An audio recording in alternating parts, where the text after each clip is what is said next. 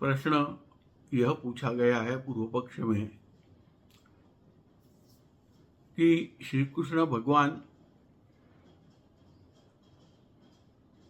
सभी अनन्य भक्तों का योगक्षेम चलाते हैं और भाष्य में लिखा है कि जो ज्ञानी है उनका योगक्षेम भगवान चलाते हैं। तो इस पर पूर्व पक्ष किया गया, किसी ने ये पूछा है, जिज्ञासु की प्रश्न है कि यह जो योगक्षेम आपने लिखा है कि सिर्फ ज्ञानी का ही भगवान चलाते हैं, तो फिर भक्त जो श्री कृष्ण की भक्ति करते हैं उनका योगक्षेम कौन चलाता है? तो उस पर सिद्धांति पक्ष ने यह उत्तर दिया हुआ है कि जो भक्त है वह तो कर्म भी करता है अपने स्वयं के लिए, तो अपने योगक्षेम के लिए वह कुछ परमात्मा पे निर्भर नहीं रहता, वह स्वयं भी कर्म करते रहता है, कष्ट करते रहता है, प्रयत्न करते रहता है अपने योगक्षेम के लिए। कुछ कमाता है, कमाने के लिए जो है शरीर की मेहनत करता है, कमाने के लिए भिन्न नौकरी करता है या बिजनेस करता है या कुछ प्रोफेशन करता है, कुछ भी करता है। किस लिए करता है? अपने योगक्षेम के लिए करता है।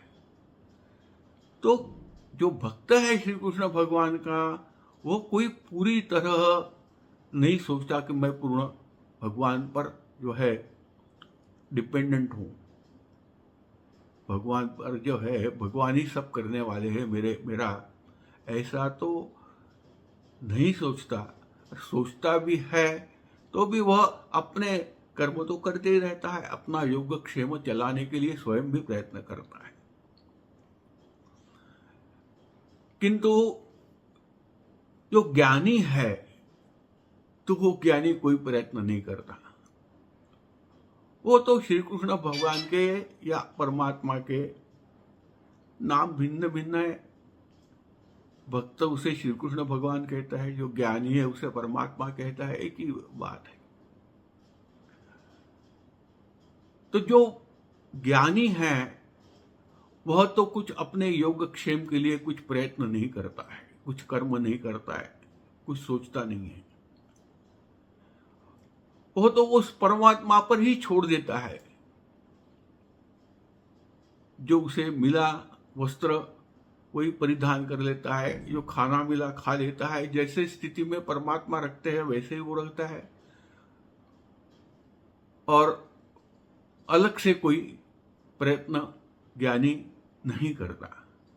और इसलिए कि वह स्वयं प्रयत्न नहीं करता तो उसका फिर योगक्षेम जो है वो तो 100% श्री कृष्ण भगवान को ही चलाना पड़ेगा, भगवान को ही चलाना पड़ेगा, और कौन चलाएगा?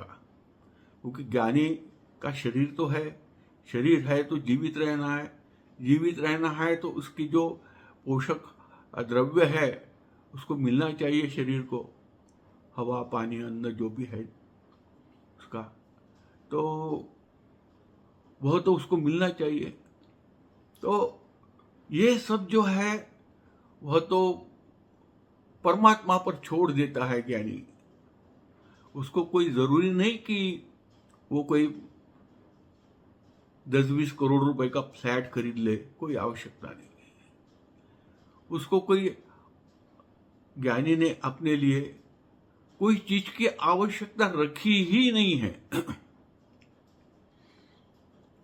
और इसके लिए वो प्रयत्न भी नहीं करता। तो फिर ईश्वर को तो उसकी पूर्णता करनी होगी। ज्ञानी का योगक्षेम श्री कृष्ण भगवान को, परमात्मा को रखना ही होगा। किंतु जो भक्ति करने वाले हैं वो तो उनको तो भगवान भी योगक्षेम रखता है, श्री कृष्ण भगवान, और ये खुद का अपना भी कुछ योगक्षेम स्वयं ही जो है वो कर लेते हैं, उसके लिए प्रयास कर लेते हैं। तो इस तरह सिद्धांत पक्ष ने उत्तर दिया हुआ है। तो फिर से एक बार दोहराता हूं और आज का ये प्रवचन समाप्त करता हूं। श्लोक का अर्थ ये है कि अनन्य भाव से जो भक्त भक्ति करता है श्री कृष्ण भगवान की, उसका योगक्षेम भगवान श्री कृष्ण चलाते हैं। और उसके साथ साथ वो स्वयं भी प्रयत्न करते रहता है अपने योगक्षेम के लिए।